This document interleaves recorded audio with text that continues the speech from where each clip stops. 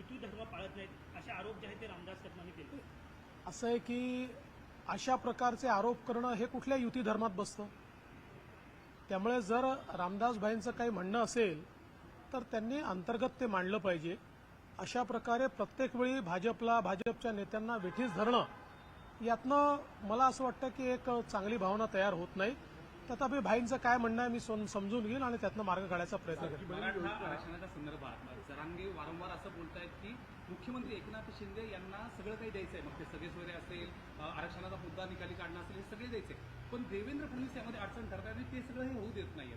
काय नेमकं याला उत्तर आहे? मला याची कल्पना आहे की जरांगे पाटलांचं माझ्यावर विशेष प्रेम आहे, पण हे देखील मला या निमित्ताने सांगितलं पाहिजे की राज्याचे सगळे अधिकार हे मुख्यमंत्र्यांकडे असतात.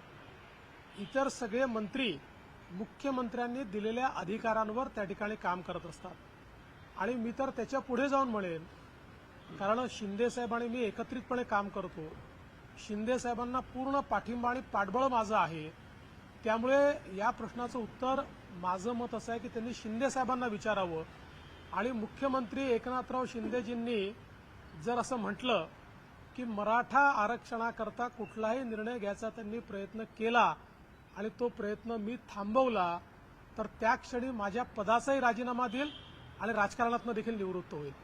याचं कारण एक लक्षात ठेवा, आजपर्यंत मराठा समाजाकरता जे काही निर्णय झाले ते एक तर मी केले, नाहीतर शिंदेसाहेबांनी केले आणि शिंदेसाहेबांच्या पाठीशी भक्कमपणे मी उभा राहिलेलो आहे. त्यामुळे अशा प्रकारे जाणीवपूर्वक नरेटिव्ह तयार करण्याचा प्रयत्न अतिशय अयोग्य आहे.